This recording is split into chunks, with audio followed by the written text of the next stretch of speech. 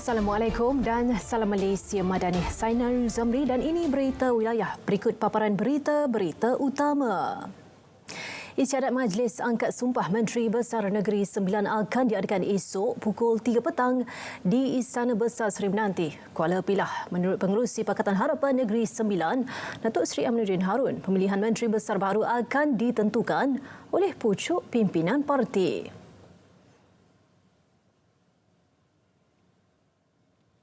Akan diteruskan oleh peringkat pucuk pimpinan parti di peringkat pusat supaya dapat disegerakan. Tuanku nak disegerakan. Ya.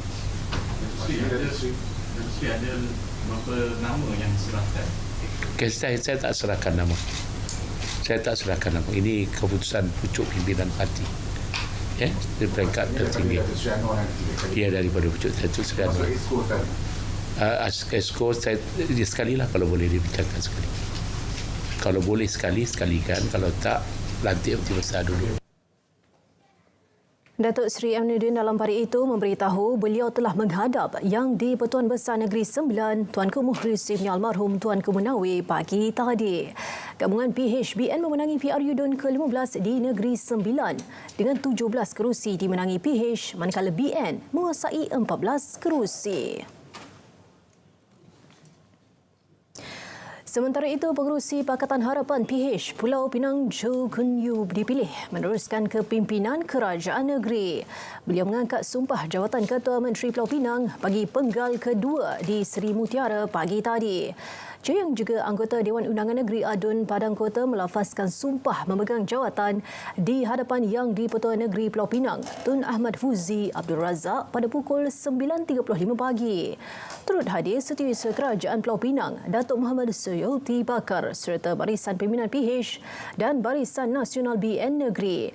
Gabungan PHBN memenangi 29 daripada 40 kerusi Dewan Undangan Negeri Pulau Pinang pada pilihan raya semalam. Menteri Besar Kelantan yang baru dijangka mengangkat sumpah pada Selasa ini. Menteri Besar yang juga Pesuruhjaya PAS Kelantan, Datuk Ahmad Yaakob akan membincangkan perkara itu sebelum menyerahkan 3 nama kepada Presiden PAS Tan Sri Abdul Hadi Awang. Dalam pada itu, Menteri Besar Kedah yang ke-15 dijadual mengangkat sumpah di Istana Anak Bukit pagi esok. Menurut surat jemputan media yang dikeluarkan pihak Istana Kedah, istiadat angkat sumpah jawatan akan berlangsung pada 9 pagi. Istiadat akan berlangsung di hadapan Sultan Kedah Al-Aminul Karim Sultan Salahuddin Sultan Badli Shah. Perikatan Nasional akan mengemukakan nama calon Menteri Besar baharu di ketiga-tiga negeri yang dimenangi gabungan itu dalam masa terdekat. Pengerusi PN yang juga Presiden Bersatu Tan Sri Muhyiddin Yassin berkata, ini bagi mendapatkan perkenan daripada Sultan di negeri terbabit iaitu Kedah, Kelantan dan Terengganu. Sekiranya nama-nama itu diperkenan, upacara angkat sumpah akan ditetapkan mungkin dalam tempoh beberapa hari akan datang. Selain menguasai Kelantan, Terengganu dan Kedah, PN menang di kerusi Parlimen Kuala Terengganu serta 11 kerusi DUN di Pulau Pinang, 22 di Selangor dan 5 di Negeri Sembilan. Kerajaan Perpaduan tekad bekerja keras dan lebih tekun berkhidmat untuk memenuhi keperluan rakyat. Perdana Menteri Datuk Seri Anwar Ibrahim berkata, kejayaan Kerajaan Perpaduan mengekalkan pentadbiran kerajaan negeri di Selangor, Negeri Sembilan dan Pulau Pinang adalah hasil muafakat rakan-rakan parti termasuk dari Sabah dan Sarawak.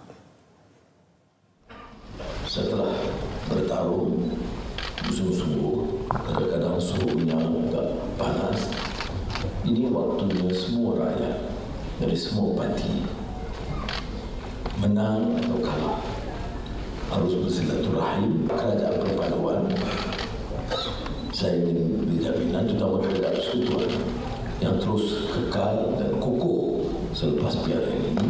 Kita akan terus bertugas bukan sahaja seperti biasa tetapi lebih tekun dan keras bekerja supaya Malaysia akan mencipta kejayaan yang dibanggakan. Kemenangan gabungan PH dan BN pada PRU DUN ke-15 di Selangor membuktikan Rakyat Iktiraf Kerjasama PHBN. Pengerusi PH Selangor Datuk Seri Amiruddin Syahri berkata keputusan itu juga menunjukkan kerjasama yang baharu dibentuk diterima rakyat untuk diberikan amanah meneruskan pentadbiran kerajaan negeri.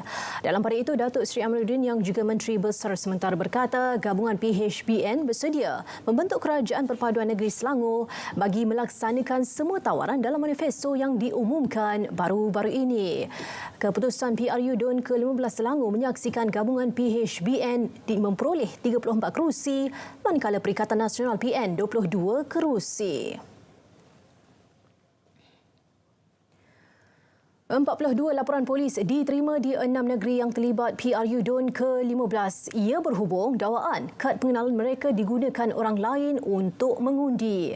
Ketua Polis Negara Tan Sri Razaruddin Hussein berkata laporan paling banyak di Selangor iaitu 16. Kita menjangkakan report atas Seksyen 7 ini akta salah guna kad pengenalan orang lain ini akan meningkat. Mungkin lepas pada pukul 6 tu ada report lagi. Kita percaya begitulah. Sementara itu, Ketua Polis Negara menegaskan tindakan menunjukkan kertas undi yang sudah dipangkah kepada umum adalah kesalahan mengikut Akta Kesalahan Pilihan Raya 1954. Polis akan menjalankan siasatan sekiranya ada pihak tampil membuat laporan polis terhadap kes terbabit. Keputusan PRU DUN ke-15 mencerminkan suara sebenar rakyat. Kerajaan Perpaduan perlu bekerja lebih keras dan memberi prestasi luar jangka, khususnya dari segi kemajuan ekonomi serta kesejahteraan rakyat. Pensyarah kanan Fakulti Sains Pentadbiran dan Pengajian Polisi UiTM Negeri Sembilan, Dr. Muhammad Fuad Abdul Karim berkata, setiap segmen masyarakat mempunyai keperluan dan kehendak tersendiri, termasuk golongan belia. Mereka mempunyai kehendak dan keperluan yang berbeza. Ya. Contoh isu dalam PRU 15 dan PRN. Kita sering menimbulkan isu berkaitan dengan golongan muda. Kerana golongan muda mereka mempunyai keperluan kehendak yang berbeza dengan pengundi yang sedia ada. Betul. Sebab 18 tahun, 19 mereka baru nak memulakan hidup selepas daripada era sekolah, universiti, kan. Jadi banyak impian yang ada. Banyak impian ada. Nak dapatkan pekerjaan baik, nak mendapatkan pendapatan yang tinggi, boleh membantu ibu bapa. Mengulas kemenangan pembangkang di 3 negeri, jelasnya ia tidak seharusnya menjadi satu keselesaan. Sebaliknya, mereka perlu memberikan perkhidmatan terbaik termasuk menyelesaikan isu-isu berbangkit di negeri berkenaan. Dalam pada itu, PRU DUN ke-15 yang berjalan lancar membuktikan demokrasi terus subur di negara ini. Ditambah pula dengan pengurusan agensi-agensi kerajaan yang amat baik dan sistematik. Ini terbukti apabila keputusan pilihan raya diumum lebih cepat berbanding sebelum ini. Selain penglibatan pengundi juga pada tahap memberansangkan. Rakyat telah mengambil peluang untuk terlibat dalam pilihan raya. Dalam masa yang sama, mereka menjadi sebahagian daripada sejarah pilihan raya pada PRN 15 ini.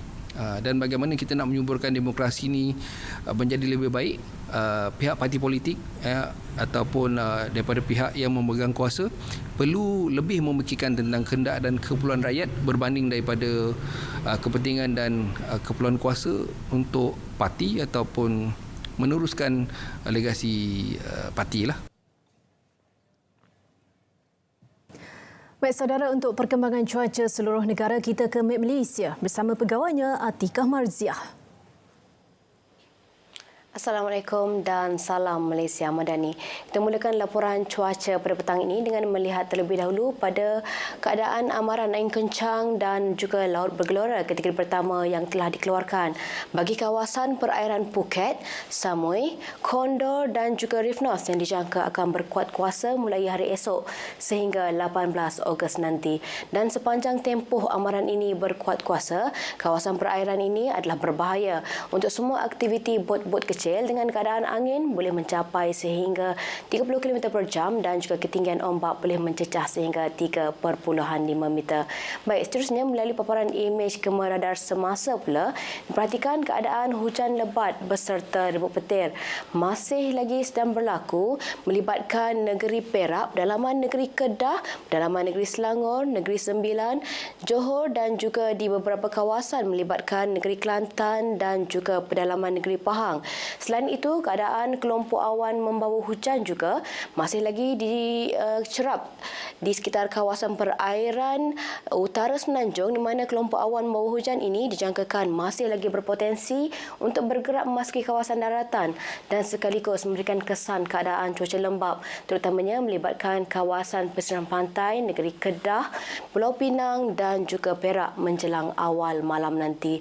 Bagi negeri Sabah dan juga Sarawak pula, perhatikan keadaan cuaca lembap hanyalah tertumpu, terutamanya melibatkan bahagian pedalaman dan juga sandakan negeri Sabah serta di sekitar bahagian tengah negeri Sarawak yang dijangkakan akan beransur reda dalam tempoh 1 ke 2 jam sahaja lagi. Untuk keadaan cuaca pada malam ini sehingga ke awal pagi esok pula, Jabatan Meteorologi Malaysia masih lagi menjangkakan keadaan cuaca lembap akan lebih tertumpu, terutamanya melibatkan bahagian utara Semenanjung, negeri Kelantan, Terengganu dan juga Pahang pada awal malam nanti, manakala garis badai masih lagi dijangkakan berpotensi untuk berlaku, terutamanya di sekitar bahagian perairan pantai barat Semenanjung menjelang awal pagi esok. Baik, ini sahaja ramalan cuaca yang dapat saya kongsikan pada petang ini. Untuk mendapatkan maklumat cuaca yang lebih terperinci, anda boleh layari laman sesawang kami di www.met.gov.my atau menerusi laman sosial media kami seperti yang telah tertera di sini. Sekian dahulu dari Jabatan Meteorologi Malaysia, saya Atika Marziah. Assalamualaikum dan salam sejahtera.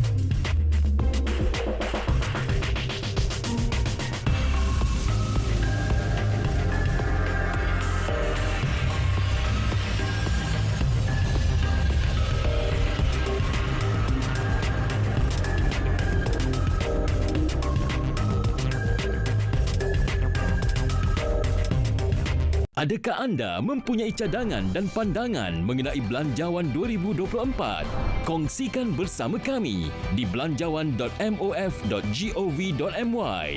Jom kita bergerak ke arah Malaysia yang lebih baik.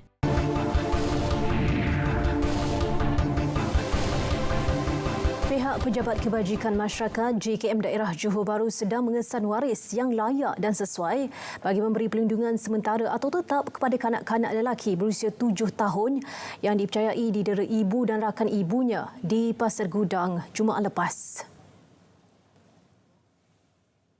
Pengerusi Jawatankuasa Pembangunan Wanita, Keluarga dan Masyarakat Negeri Johor, Karinisa Ismail Lais Mat'un dalam satu kenyataan berkata, pihaknya sedang mendapatkan maklumat lanjut berhubung perkara itu. Ia bagi tujuan penilaian memastikan waris tersebut layak menjaga kanak-kanak berkenaan. Kanak-kanak itu kini sedang menjalani rawatan di Hospital Sultan Ismail. Manakala ibu dan rakan ibunya direman sehingga 17 dan 18 Ogos ini untuk disiasat. Kerajaan Negeri Johor bakal melancarkan rangka kerja inisiatif hijau Johor Green Deal pada Minggu Iklim Asia Pasifik APCW 2023 Johor yang akan berlangsung pada 13 hingga 17 November 2023. Menteri Besar Dato' Un Hafiz Ghazi berkata pelan itu merupakan sebahagian daripada hala tuju kelestarian masa depan yang lebih mampan dan hijau. Jelasnya dalam menangani isu perhubung perubatan iklim di Johor, kerajaan negeri perlu mempunyai hala tuju yang jelas dari segi usaha untuk dilaksanakan pada tahun-tahun akan datang. Antara pengisian dalam rangka Green Deal adalah agenda Johor Bersih.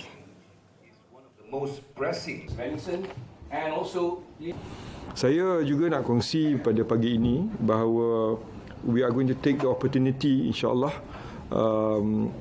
to launch our Johor's Green Deal in terms of our sustainable plan for Johor's greener future. And also we're working closely with Dato' Asni Muhammad in regards to the Johor Sustainable Centre. Beliau berkata demikian dalam sidang media Asia Pacific Climate Week di Pusat Convention Antarabangsa Persada Johor, Johor Bahru.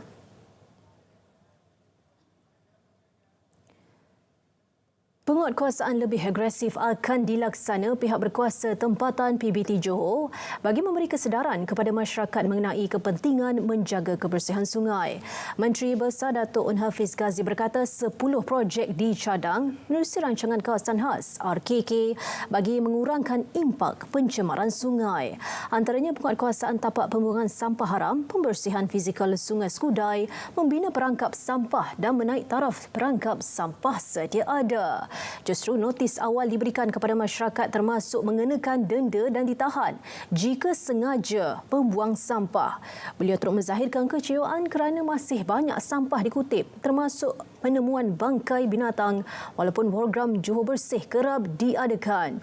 Justru beliau meminta masyarakat setempat memainkan peranan menjaga kebersihan sungai, memandangkan ia aset yang perlu dipelihara. Sejak 2 tahun lalu, lebih 30 tan sampah dikutip di sepanjang jajaran Sungai Skudai.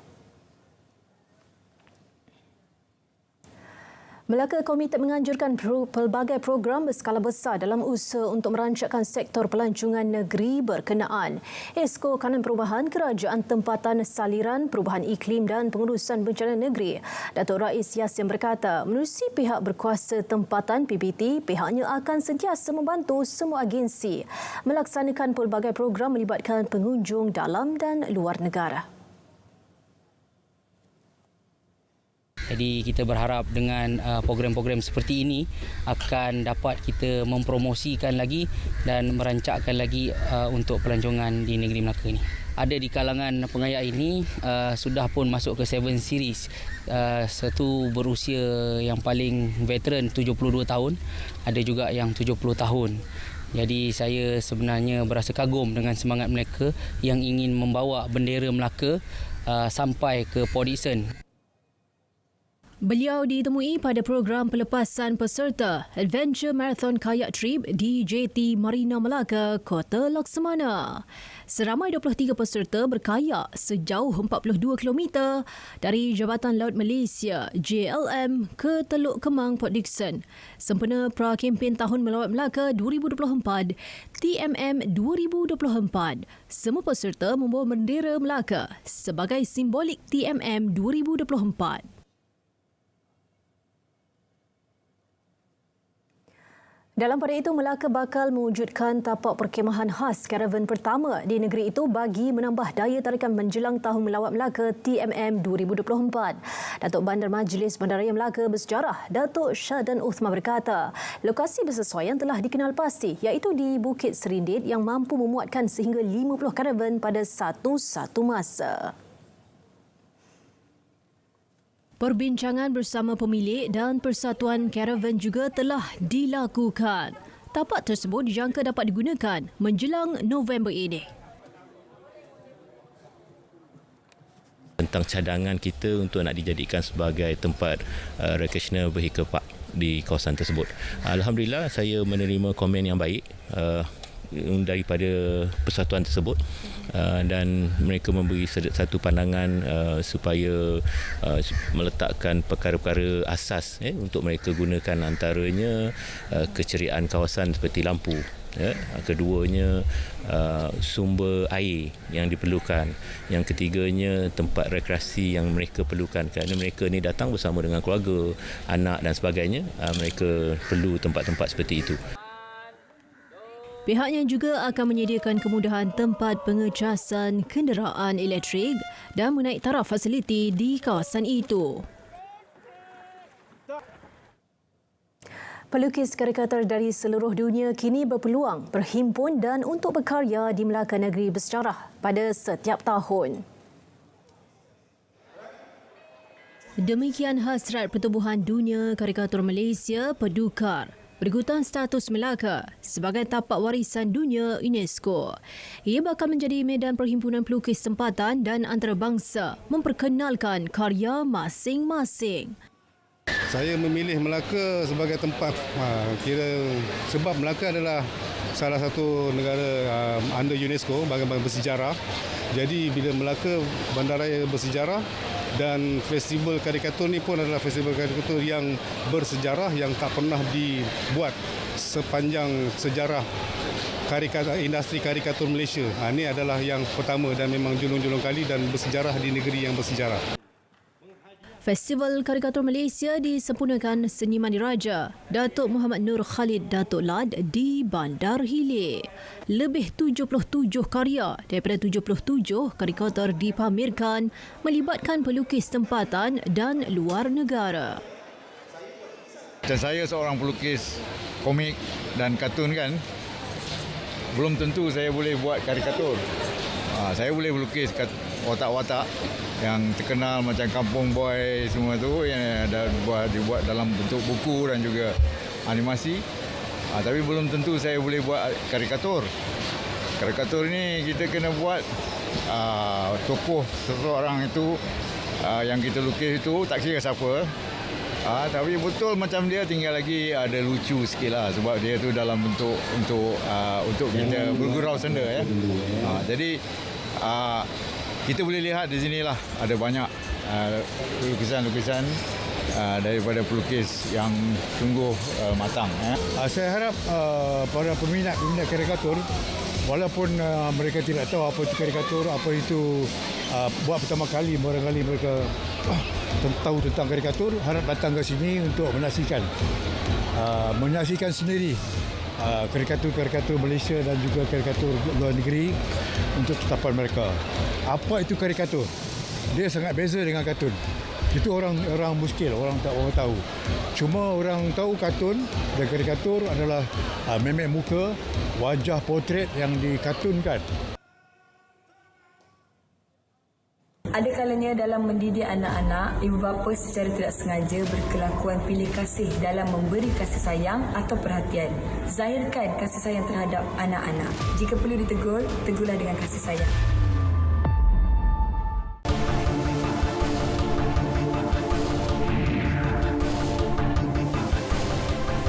Antara fokus negeri di bawah bayu, budaya membaca berupaya memperluas ilmu pengetahuan termasuk sejarah kemerdekaan negara. Laporannya bersama Konstantin Pahlawan di Kota Kinabalu. Konstantin? Ya Nurul, rakyat negeri ini perlu mengamalkan budaya membaca bagi memperluas ilmu pengetahuan dalam pelbagai bidang termasuk sejarah kemerdekaan negara. Menteri Sains, Teknologi dan Inovasi, Datuk Dr. Haji Muhammad Arifin Muhammad Arif berkata, ilmu adalah tonggak utama dalam menegakkan perpaduan demi kesejahteraan dan pembangunan Sabah. Nilai ilmu pengetahuan dan juga perpaduan. Dua perkara ini sangat penting yang mana usaha kita ke arah itu hendaklah menjadi asas dan fokus karena ilmu pengetahuan dan perpaduan akan menjadi tonggak utama dalam kita mencapai tamadun, peradaban dan kemajuan bagi negeri kita. Datuk Dr. Muhammad Arifin menyatakan demikian kepada pemberita dalam Majlis Infiesta di Kembara Merdeka Jalur Gemilang 2023 daerah Sipitang. Sementara itu, Ahli Parlimen Sipitang Datuk Mat Bali Musa berkata, Gembara Merdeka ini dapat memberi kesedaran kepada masyarakat terutama generasi muda tentang kemerdekaan negara. Dan mereka tidak akan lupa soal tanggungjawab dan amanah yang harus kita pikul dan galas untuk memastikan supaya kemerdekaan harus kita julang dan angkat martabat sebaik mungkin, kerana ini adalah merupakan suatu yang amat bermakna dalam kehidupan kita sebagai rakyat Malaysia. Majlis Investa di Kembara Merdeka diserikan dengan persembahan artis-artis Pentera Majapahit Negeri Sabah dan Sarawak. Pertubuhan bukan kerajaan, Persatuan Seni dan Budaya serta penggiat seni diminta berkolaborasi dengan Kementerian Pelancongan dan Kebudayaan (MOTAK) ke arah memperkasa lagi pembangunan seni, budaya dan warisan negara khususnya di Sabah. Timbalan Menteri MOTAK Khairul Firdaus Akbar Khan berkata, kerjasama itu dapat memastikan usaha mempromosi dan memartabatkan seni dan budaya lebih berkesan. Khairul berkata program seni dan budaya juga berperanan penting dalam konteks perpaduan menggalakkan pembangunan budaya dan mempertingkat lagi industri pelancongan. Sehubungan itu, Jabatan Kebudayaan dan Kesenian Negara di seluruh negeri berperanan sebagai pusat kecemerlangan seni, budaya dan warisan. Beliau berucap merasmikan program menyemarakkan seni budaya Orang Kita Budaya Kita 2023 di Auditorium Kompleks JKKN Sabah Kota Kinabalu. Dalam pada itu, Khairul memberitahu MOTAK berhasrat memastikan seni budaya warisan negara dapat dipentaskan dan dipersembahkan di seluruh negara. Lembaga Pertubuhan Peladang LPP Sabah menyalurkan RM1.27 juta bantuan khas sumbangan tunai kepada pesawah padi dan penanam padi bukit di Pitas. Bantuan disalurkan kepada 2,120 ahli Pertubuhan Peladang Kawasan PPK Pitas sebagai menampung keperluan pesawah terlibat sementara menunggu hasil dituai bagi tahun ini. Majlis penyerahan bantuan disempurnakan pembantu Menteri Pembangunan Luar Bandar yang juga Presiden Kehormat PPK Pitas, Datuk Seri Rudi Awa di Dewan Terbuka Daerah Pitas. Ketika ditemui pemberita, Datuk Seri Rudi yang juga Adun Pitas menggesa setiap ahli PPK Pitas menyediakan dokumen lengkap bagi melayakan mereka mendapat bantuan berkenaan. Bantuan kerajaan kita guna pakai sebaik mungkin untuk keperluan asas, untuk keperluan pribadi di rumah kita. Kita beli beras, beli dan sebagainya demi keperluan anak bini makan bersama. Barulah bantuan kerajaan itu dapat dinikmati oleh satu keluarga dan dapat dinikmati oleh seluruh penerima apabila kita gunakan ia. Kami cukup berterima kasih kepada kerajaan kerana mengadakan inisiatif seperti ini untuk memberikan bantuan kepada pesawat-pesawat padi dan juga bukit. Sesungguhnya bantuan ini sangat bermanfaat untuk orang-orang Pitas. Hadir sama dalam majlis berkenaan Pengarah LPP Sabah, Hendriani Haji Ahmad. Umat Islam perlu mengikis sikap negatif dan berazam meningkatkan amal ibadat selaras tuntutan agama Islam sebenar. Pembantu Menteri kepada Ketua Menteri Datuk Ruslan Muaram berkata, umat Islam juga perlu mendalami isi kandungan Al-Quran dan Sunnah Rasul Baginda sebagai panduan menjalani kehidupan bermasyarakat. Datuk Ruslan berkata hijrah juga amat penting bagi umat Islam bagi meningkatkan ilmu, kemahiran dan keyakinan. Beliau berucap merasmikan majlis sambutan Ma'al Hijrah Zon Western di Dewan Seri Dayang Pekan Western Beaufort. Sementara itu disandarkan Pengarah Jabatan Hal Ehwal Agama Islam Negeri Sabah Jahins Datuk Saiful Zaman Sangul mengajak umat Islam terus memelihara perpaduan dan permuafakatan. Katanya kedua-dua aspek itu merupakan tunjang utama dalam mencapai kemajuan dan kemakmuran negara yang dinikmati rakyat selepas kemerdekaan. Beliau ditemui media selepas merasmikan sambutan Ma'al Hijrah peringkat daerah Sandakan di Dewan Serbaguna Masjid Daerah Sandakan. Dewan Bandaraya Kota Kinabalu DBKK bercadang menjadikan kawalan makhluk perosak secara berkala di premis makanan sebagai salah satu syarat untuk memperbaharui lesen perniagaan. Mayor Bandaraya Kota Kinabalu Datuk Nurliza Awang Alip memberitahu kajian berhubung perkara itu akan dibuat sebelum ia dilaksanakan. Datuk Nurliza berucap melancarkan kempen perangi lipas, lalat tikus dan nyamuk lilatin di kawasan parkir Wisma Bandaraya Jalan Padang, Kota Kinabalu. Kempen bertujuan membina persepsi komuniti bahawa tugas membenteras lilatin adalah tanggungjawab bersama serta menanam sikap mengamalkan kebersihan kepada komuniti agar peka terhadap kebersihan persekitaran. Ketika ditemui media, Datuk Nurliza berharap usaha berterusan semua pihak menjaga aspek kebersihan dan kesihatan awam di Bandaraya Kota Kinabalu dapat memastikan tahap kebersihan bandaraya terjaga sekaligus menghindar masyarakat daripada penyakit bawaan vektor.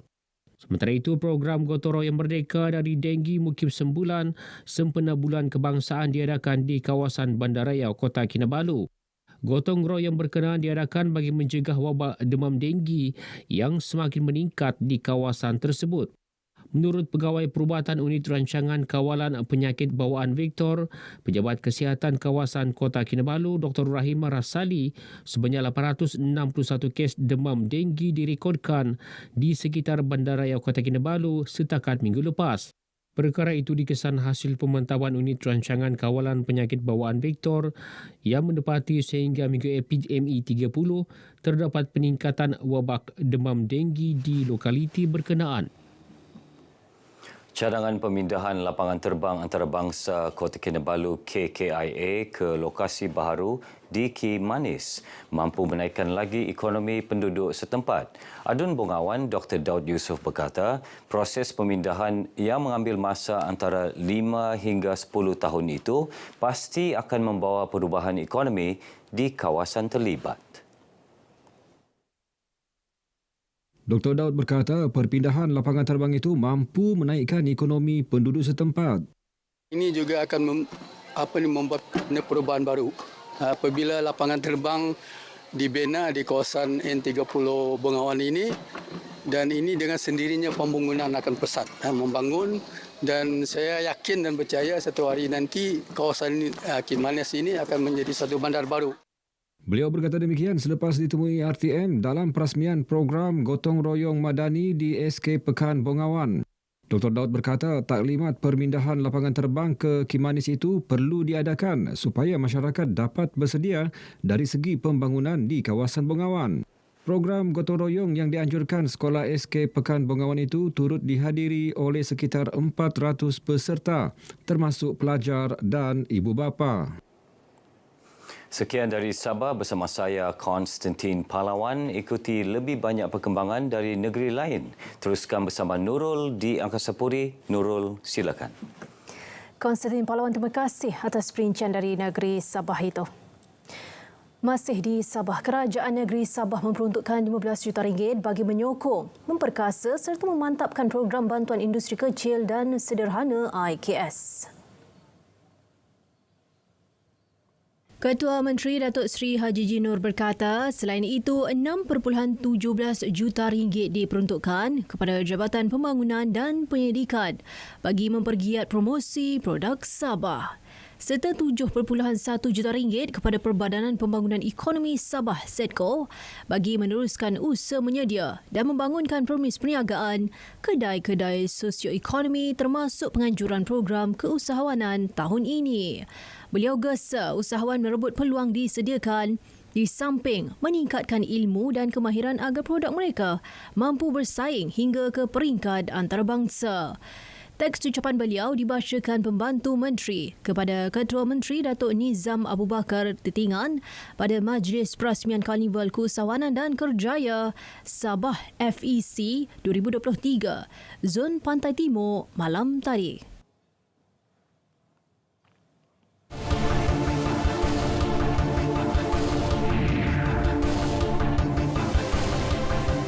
Seterusnya kita ke Bumi Kenyalang. Antara fokus petang ini, usaha Kerajaan Sarawak melindungi habitat perikanan dan pencerobohan pukat tunda. Perinciannya langsung sahaja bersama Vanessa Mering. V, silakan. Ya, terima kasih Nurul. Usaha Kerajaan Sarawak untuk melindungi habitat perikanan dan mengelak pencerobohan bot pukat tunda di kawasan pesisir terbukti dengan usaha meletakkan tukun-tukun tiruan di sepanjang pesisiran Laut Sarawak. Pagi tadi, Premier Sarawak Datuk Patinggi Tan Sri Abang Johari Tunopeng turun sendiri ke perairan Belawai di Tanjung Manis untuk melihat kawasan tukun-tukun tiruan ini dilabuhkan. Menaiki kapal Sarawak Coast Guard dari Terminal Bot Tanjung Manis ke sebuah lokasi di perairan Belawai, Datuk Patinggi Abang Johari diberikan taklimat mengenai kajian kesan-kesan selepas tukun tiruan dilabuhkan di lokasi tersebut. Beliau turut menyaksikan video para penyelam yang meninjau keadaan tukun tiruan di perairan tersebut selepas beberapa tahun dilabuhkan. Menurut Ketua Seksyen Kajian dan Pemeliharaan Fauna Marin, Perbadanan Perhutanan Sarawak SFC, James Anak Bali, pasukan penyelidik telah melakukan kajian terhadap tukun tiruan yang dilabuhkan pada tahun 2018. Katanya, tukun di Belawai adalah sebahagian daripada 16,800 tukun tiruan di sepanjang perairan Sarawak. Tambahnya, jaringan tukun terpanjang di dunia ini telah siap pada tahun 2022 dan kini kerja pemantauan dilaksanakan bagi menilai penggunaan tukun itu oleh organisma marin. Impak terhadap sosioekonomi. Jadi apa yang kita telah jumpa, kita dapati semua permukaan rebol telah dikoloni oleh mikroalge, teritip ataupun tiram dan ada banyak ikan yang kita jumpa di kawasan ini. Beliau ditemui media selepas menyertai lawatan Premier Sarawak ke lokasi pelabuhan tukun di perairan Belawai hari ini. Berdasarkan soal selidik yang dijalankan, mendapati penduduk di kawasan setempat juga memperolehi peningkatan dalam jumlah tangkapan ikan. Ini termasuk maklum balas positif dari para peminat sukan memancing yang kini berjaya memperolehi ikan yang lazimnya ditemui di perairan laut dalam di kawasan pesisiran laut. Dedahnya, setakat ini lebih 300 buah tukun tiruan telah dilabuhkan di kawasan Belawai sehingga Paluh.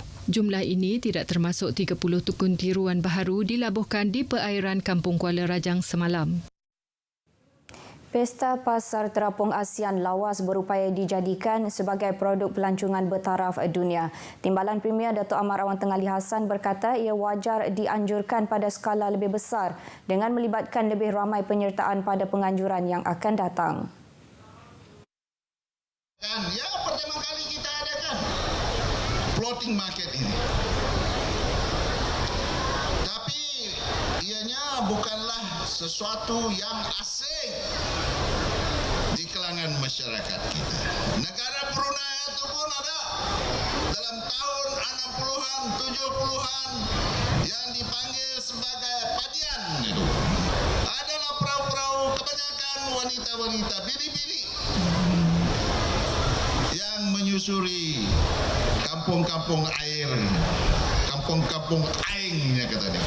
Pakai topinya berkayu, jual macam-macam. Beliau berkata acara itu mengembalikan nostalgia cara tradisi lama berniaga atas air dan boleh menjadi tarikan kepada pelancong luar negara sekaligus berupaya memperkasa sektor pelancongan negeri. Beliau berkata demikian dalam ucapan perasmian Pesta Pasar Terapung ASEAN Lawas di tebingan Sungai Lawas. Pesta tersebut yang berlangsung selama 3 hari bermula Jumaat lepas berjaya menghimpunkan usahawan-usahawan dari negara-negara ASEAN antaranya Malaysia, Thailand, Indonesia dan Brunei Darussalam. Selain berniaga di Pasar Terapung, peniaga tempatan turut berpeluang membuka gerai-gerai jualan di daratan. Pesta Pasar Terapung ASEAN Lawas diadakan bersempena sambutan 60 tahun Sarawak Merdeka. Program Pemerkasaan Komuniti di Rural Service Centre RSC bahagian Miri 2023 memberi peluang kepada agensi kerajaan untuk mendekati serta menyediakan perkhidmatan kepada warga tempatan khususnya masyarakat Penan.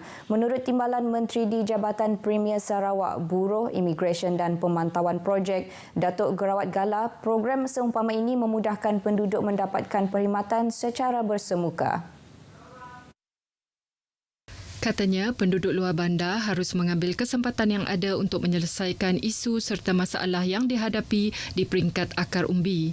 Beliau menyarankan untuk penduduk setempat mengambil peluang bertemu pihak agensi-agensi kerajaan yang datang memberikan perkhidmatan oleh kerana bukan mudah untuk mengadakan program sebegitu di luar bandar. Datuk Gerawat berkata demikian pada program tersebut di RSC Long Iman Mulu semalam. Beliau berharap penganjuran kali ini mampu menjalinkan hubungan yang baik antara penduduk dan Jawatan Kuasa Keselamatan dan Kemajuan Kampung JKKK dengan jabatan serta agensi kerajaan supaya dapat mengutarakan masalah serta isu melalui saluran yang betul. Katanya lagi, ia bagi mewujudkan perkhidmatan awam yang disegani serta menjadi tunjang kerajaan termasuk menjadi nadi kepada pembangunan Sarawak dan Malaysia secara amnya. Bangunan Kubu Arundel yang dibina pada tahun 1868 bakal dipulihkan dan dinaik taraf bermula tahun hadapan di bawah agensi pembangunan Sri Aman Sada. Peruntukan yang menelan kos sebanyak RM5 juta itu akan memberi manfaat kepada penduduk Lubuk Antu, mengekalkan warisan tempatan dan sebagai rujukan untuk generasi masa depan. Menurut Timbalan Menteri Perdagangan Antarabangsa dan Pelabuhan Sarawak, Datuk Dr. Malcolm Musin Lamoh, bangunan tersebut akan menjadi bangunan warisan sebagai tarikan pelancong dari dalam dan luar negara. Jelasnya, bangunan tersebut dijangka siap dipulih dan dinaik taraf menjelang tahun 2025.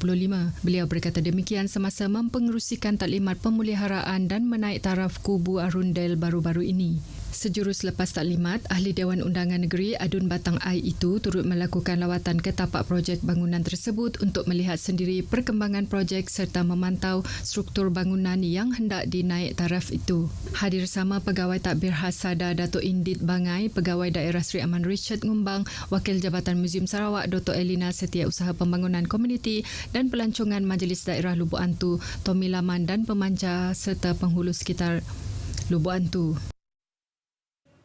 Seramai 72 peserta dari kawasan Dewan Undangan Negeri Lingga hingga ke Kabong telah menyertai kursus fertigasi pertanian bersempena dengan sambutan Jubli Emas Saberkas Negeri Sarawak. Kursus yang dipilih ialah fertigasi pertanian dalam penanaman cili, memandangkan permintaan tinggi cili di pasaran di samping penjagaan yang mudah untuk para pengusaha. Menurut Timbalan Menteri Pendidikan, Inovasi dan Pembangunan Bakat Sarawak, Datuk Francis Harden Hollis, kelebihan kaedah fertigasi adalah potensi untuk mendapatkan pengiktirafan hasil tanaman dengan Good Agriculture Practice. Para peserta didedahkan dengan teknik penanaman kaedah baharu yang boleh meningkatkan hasil tanaman dan secara tidak langsung meningkatkan sosioekonomi peserta yang mengusahakan tanaman cili secara komersial. Datuk Francis menjelaskan setiap perkara yang dibuat perlu dilakukan dengan bersungguh-sungguh kerana setiap kesungguhan itu akan membuahkan hasil yang memuaskan dan yang mendapat keuntungan adalah peserta sendiri. Beliau berkata demikian pada majlis penangguhan kursus fertigasi pertanian Zon Selatan 2 bertempat di Dewan Suara Sri Aman semalam. Beliau berharap peserta yang mengikuti kursus itu akan terus mengorak langkah dengan mengusahakan tanaman cili berskala besar yang mampu memenuhi permintaan pasaran terhadap produk cili. Berkampung 3 hari sempena Pesta Pasar Terapung ASEAN Lawas, Studio Mini Limbang FM turut bersama-sama memeriahkan pesta. Pengarah penyiaran Sarawak Wan Azahan Wan Hamad berkata kejayaan Limbang FM turut bersama-sama dalam pesta berkenaan menjadi platform terbaik menyantuni masyarakat setempat mendekati Limbang FM selain mempromosi pesta tersebut. Saya difahamkan untuk kali ini merupakan lokasi yang ke-8 diadakan sepanjang tahun ini dan akan diadakan juga pada bulan hadapan. Pendekatan yang diambil oleh Limbang FM yang turun padang setiap bulan dengan pendekatan target audiens yang berbeza, satu pendekatan yang baik. Tahniah kepada Limbang FM atas usaha baik ini dan pastinya dengan setiap kali turun padang ada pengisian tertentu yang dekat dengan masyarakat setempat. Dan yang paling penting ialah kita menyantuni dan menghargai masyarakat pendengar penonton RTM itu sendiri. Beliau berkata demikian kepada pemberita selepas meninjau operasi Studio Mini Limbang FM pada pesta itu. Pelbagai pengisian di Studio Mini Limbang FM bersama pengunjung antaranya karaoke santai dan bual bersama personaliti Limbang FM. Perkongsian itu tadi mengakhiri berita dari Sarawak. Salam Malaysia Madani dan kita kembali bersama Nurul untuk berita seterusnya. Vanessa Mering, terima kasih atas perincian itu.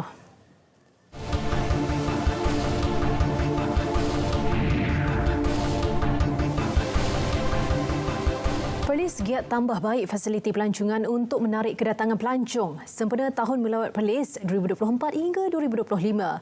Perinciannya bersama Ahmad Iqbal Arif Yaakob di studio RTM Kangah. Silakan.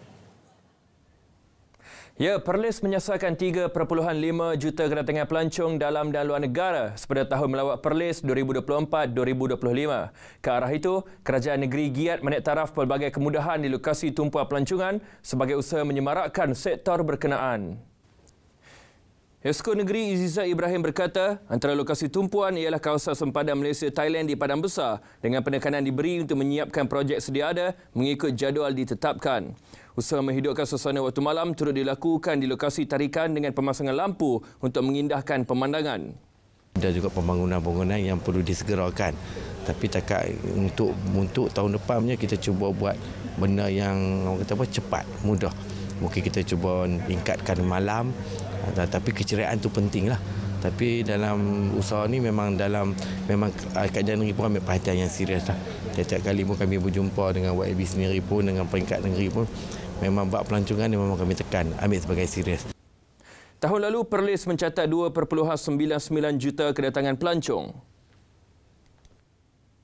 Lebih 83,000 pengguna di Perlis menerima manfaat menerusi pelaksanaan program Jualan Rahmah bagi tempoh April sehingga kini. Menurut Pengarah KPDN Negeri Nur Razak Jaafar, sehingga 7 Ogos lalu, nilai jualan direkodkan lebih RM863,000 dengan peruntukan hampir RM510,000. Bagi meningkatkan akses kepada pengguna, program Jualan Rahmah Bergerak akan dilaksana 2 kali sebulan di setiap kawasan Dewan Undangan Negeri. Kita juga pergi ke kampung-kampung, bukan setakat kampung, di Felda juga kan, di kawasan-kawasan yang tidak mempunyai akses kepada premis lah khususnya. Macam contoh sekarang ni kita berada di Masjid Darussalam di Sungai Padang ni. Jadi kat sini kalau dilihat kawasan ni tiada pasar raya berdekatan. Jadi apabila kita melaksanakan secara menyeluruh di kawasan kampung ini, makanya lebih memudahkan. Khasnya kawasan kampung ni banyak yang memfokus kepada golongan warga emas. Beliau ditemui media dalam program Jualan Rahmah di perkarangan Masjid Darussalam, Kampung Padang Keria. KPDN turut bekerjasama dengan pemborong tempatan untuk membekalkan barangan keperluan asas bagi program itu. Kalau ni tak ada masalah, bekalan yang lu buat program ni sentiasa ada lah, cukup lah.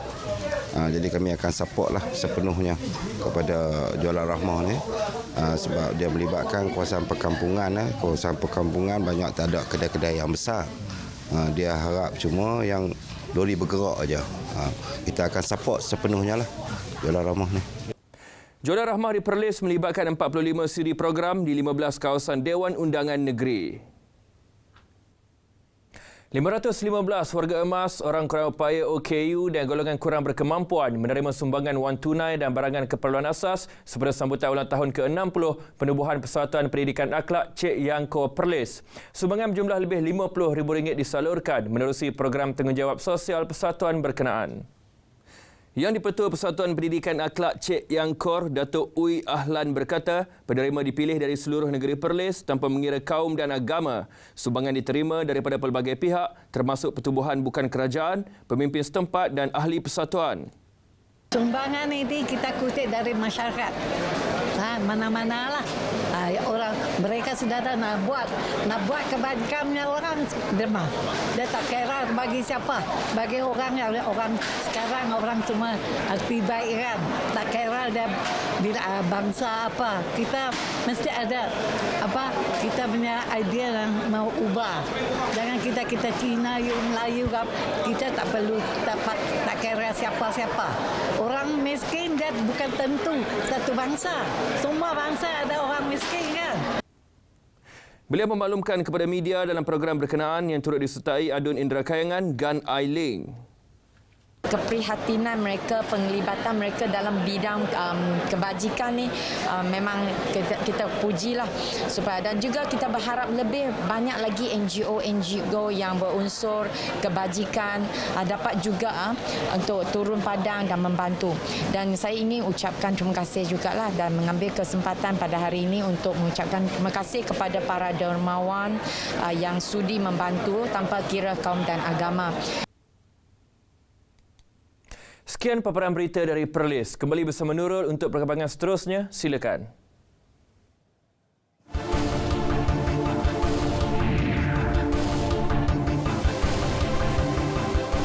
Esok diisytihar cuti hari pelepasan am bagi negeri Selangor susulan kemenangan PHBN dalam PRU DON.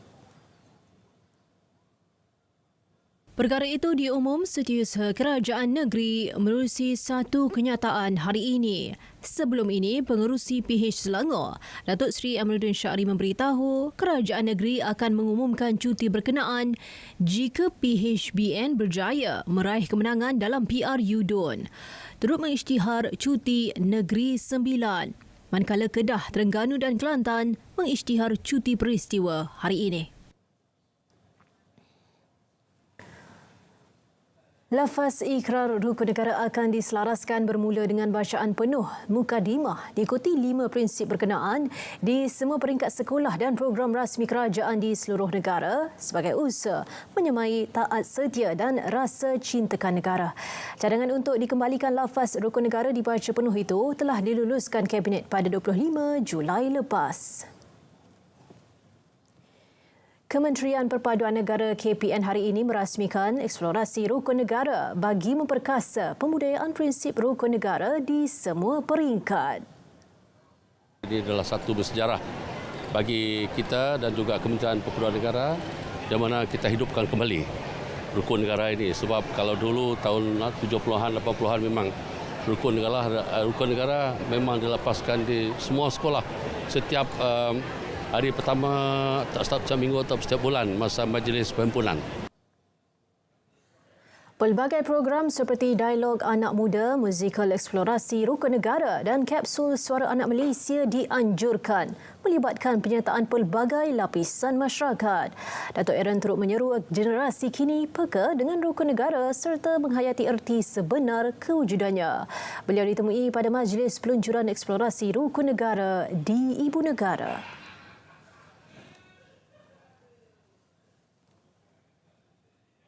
Fasiliti infrastruktur dan polisi yang mesra pelabur menjadi antara kepentingan utama kejayaan menarik pelabur luar ke Malaysia. Penganalisis Ekonomi Putra Business School Profesor Madya Dr. Ahmad Razman Abdul Latif berpendapat kedudukan kerajaan yang stabil menjadi penyumbang kepada minat China dan Singapura. Jelas beliau, Malaysia memiliki kelebihan dalam kesemua faktor tersebut sekaligus berjaya menerima pelaburan dalam sektor ekonomi digital sehingga 5.2 bilion ringgit dari 2 negara berkenaan. Malahan sudah tentu para pelabur mahukan pulangan yang berpatutan dalam tempoh masa yang panjang. Dan saya yakin mereka sudah melihat pelbagai faktor yang diambil kira dari segi sebagai contoh kemudahan fasiliti, infrastruktur, dasar dan polisi yang mesra pelabur, sumber modal insan yang berkemahiran serta kerajaan yang stabil. Dan saya melihat Malaysia mempunyai kelebihan dalam kesemua faktor tersebut. Pelaburan sektor ekonomi digital bagi setengah tahun pertama 2023 direkodkan sebanyak 28.4 bilion ringgit berbanding tempoh sama tahun lalu sebanyak 7.5 bilion ringgit.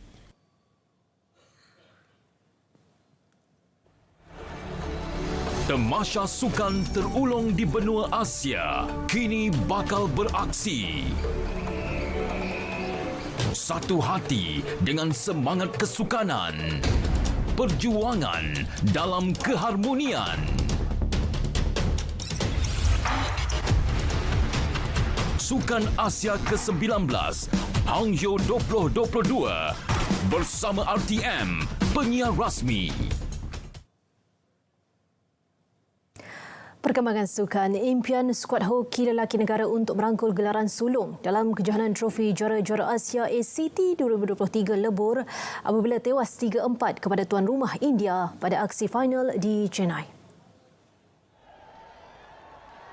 Kekalahan kepada juara 3 kali di Stadium Mayor Radhakrishnan itu menyaksikan Malaysia terpaksa menunggu lebih lama untuk menamatkan penantian merangkul kejuaraan sulung ACT sejak dianjurkan pada 2011.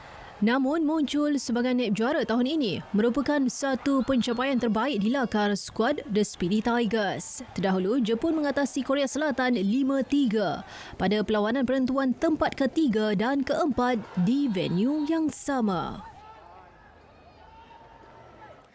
Sementara itu, Ketua Jurulatih Hoki Negara Arul Selvaraj berpuas hati dengan prestasi yang ditampilkan anak buahnya dalam sepanjang kejohanan trofi Juara-Juara Asia ACT 2023 di India. Beliau juga menyifatkan ianya satu pengalaman yang berharga buat The Speedy Tigers. Jelas beliau lagi masih terdapat beberapa aspek yang perlu diperbaiki sebelum menghadapi Sukan Asia Hangzhou, China. Tetapi banyak yang kita buat dengan bagus dan kita kena usaha untuk belajar untuk buat keputusan di saat-saat genting ataupun under pressure disebabkan pasukan India ni kita semua tahu pasukan keempat di dunia dan mereka sentiasa bermain perlawanan-perlawanan sedemikian dengan pasukan Belgium, Holland, Australia dan sebagainya, intensiti yang terlalu tinggi. Itu yang kita harus bermain pasukan-pasukan begini.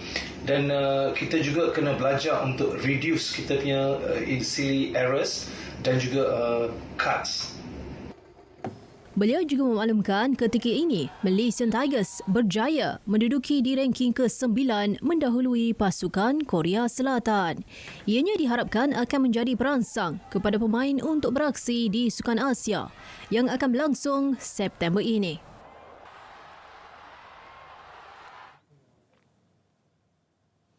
Dalam pada itu, Menteri Belia dan Sukan Hannah Yeoh memberi pujian kepada skuad hoki atas pencapaian sepanjang kejohanan ACT 2023. Beliau berkata skuad The Speedy Tigers telah mempamerkan permainan yang baik di bawah kendalian Ketua Jurulatih Arul Selvaraj.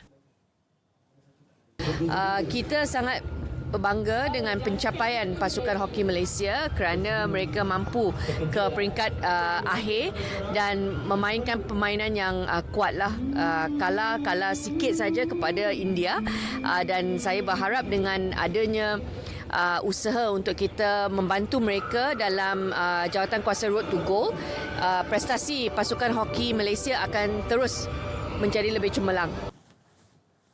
Tambah Hannah, pasukan hoki negara harus menumpukan fokus dan latihan persediaan bagi menghadapi kejohanan Sukan Asia Hangzhou tidak lama lagi.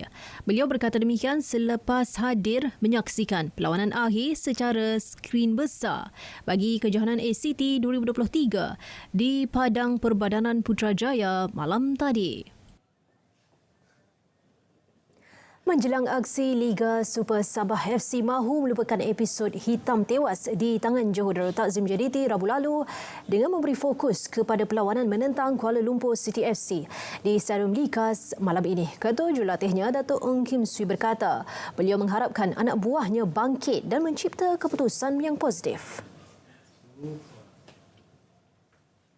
Jelasnya lagi, pasukannya tetap dahaga mahukan kemenangan terutama beraksi di laban sendiri.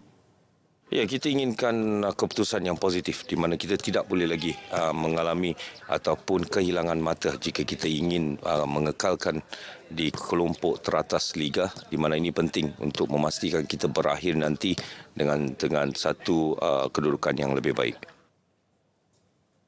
Mengenai senarai pemain yang akan diturunkan, Datuk Kim Swee berkata, ia belum dimuktamadkan berikutan beberapa tonggak mengalami kecederaan antaranya Sadil Ramdhani dan Miguel Cifuentes. Skuad The Rhinos tewas 5-1 ketika berdepan JDT Rabu lalu sekaligus menamatkan rekod tanpa kalah di halaman sendiri dalam aksi Liga Super musim ini.